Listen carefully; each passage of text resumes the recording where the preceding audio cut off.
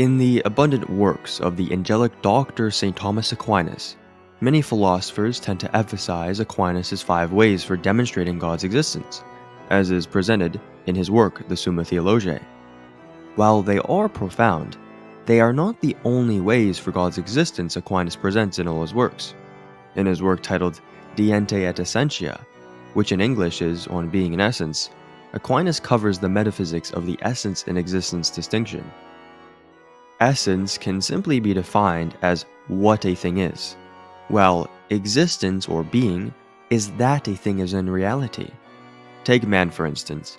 The essence of a man is that he is a rational animal, but the fact that he does or doesn't exist is not part of his essence or what he is. It's something really distinct from it. This will be the subject of discussion today, and it's a distinction which Aquinas utilizes and comes to the conclusion of God's existence. And therefore, Thomas Aquinas refutes atheism by this very argument. Now, before going deeper into the metaphysics of the argument, it's important to note that comparatively to other arguments from Thomas Aquinas, this one actually has less metaphysical baggage, since we're simply making a distinction between what a thing is, its essence or quiddity, and the fact that it exists.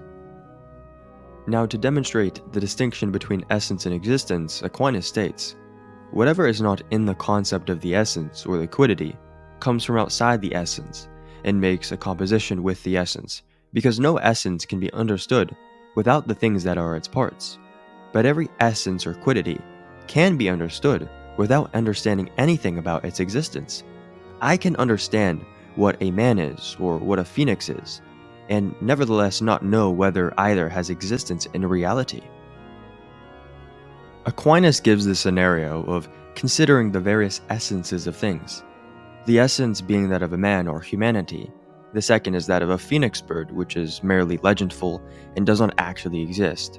But nonetheless, simply knowing what it is to be a man or a phoenix bird does not allow the person to know whether or not they exist, as by the fact that I can know the essence of a phoenix bird, if existence were part of its essence, then I would be able to tell if it existed or not.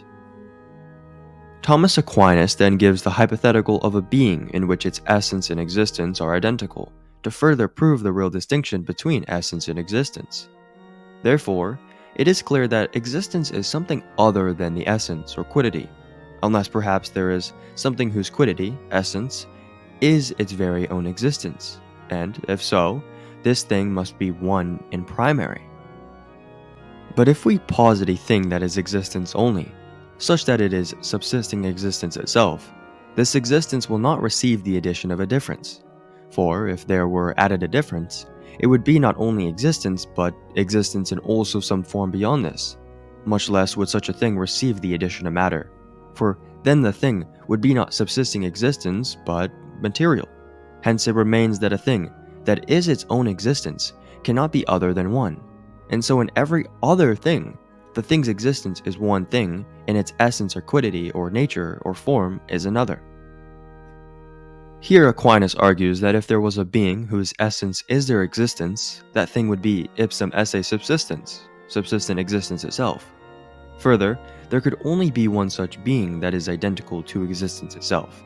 This is the case as if there were something to differentiate this self-subsistent being from another self-subsistent being, then that being's essence would be identical to existence plus whatever else it may have predicated of it. So in sum, it wouldn't actually be identical to existence, as it would have another feature. Therefore, since there can't be any distinguishing feature to differentiate the multiple beings which are self-existent, they would all be identical to each other, and therefore only one could actually exist. Therefore, anything that is not this one being, since only one can exist, would necessarily have to be composed of essence and existence. So for example, because a man can be differentiated among other men, their essence must be distinct from their existence. As a side note, if you want to help support me, consider buying my new released merchandise, which is based on St. Thomas Aquinas. Thank you for any support. After demonstrating the real distinction between essence and existence in composite beings, Aquinas continues further.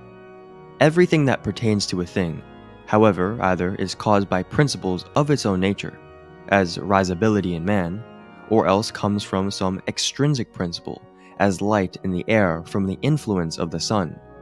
Now, it cannot be that existence itself is caused by the very form or quiddity of the thing, as by an efficient cause, because then the thing would be its own efficient cause, and the thing would produce itself in existence, which is impossible. Thomas Aquinas gives us a dilemma.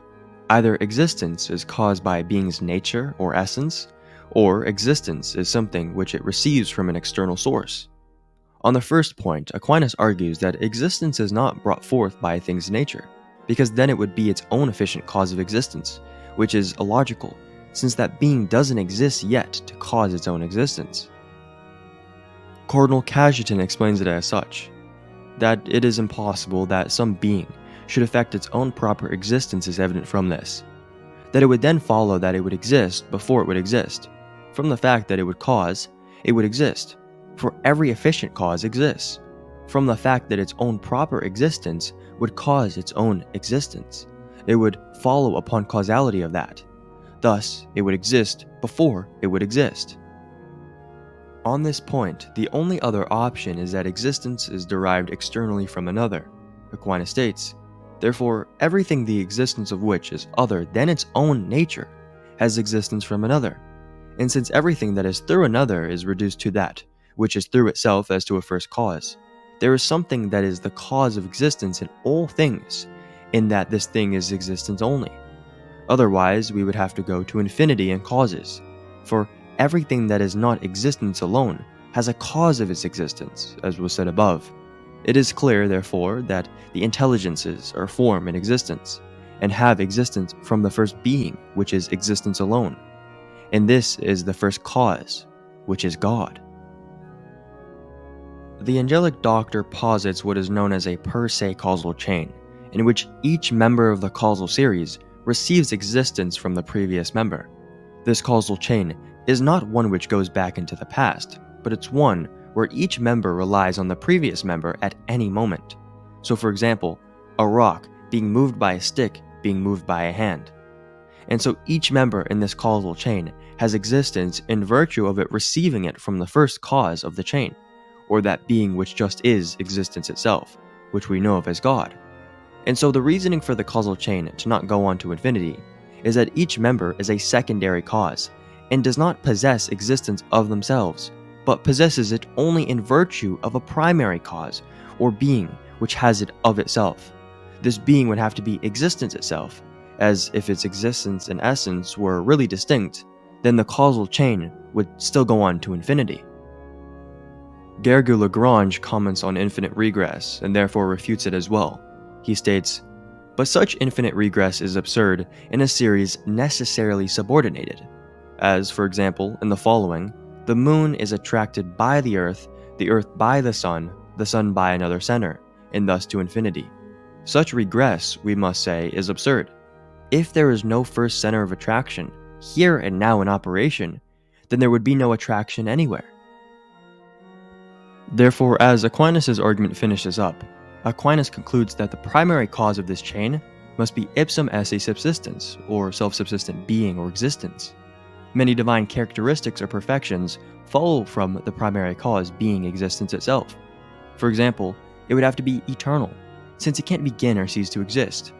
It would also have to be immutable or changeless, since if it had any potential to change, it would be in addition to that being's existence or change to its existence, which is impossible. Nonetheless, Aquinas already demonstrated that such a being is existence only, and cannot have any additions to its essence. And from it being changeless, all the divine perfections, which I've argued for in my previous video on the argument from motion, also apply to this being, such that it is also intelligent.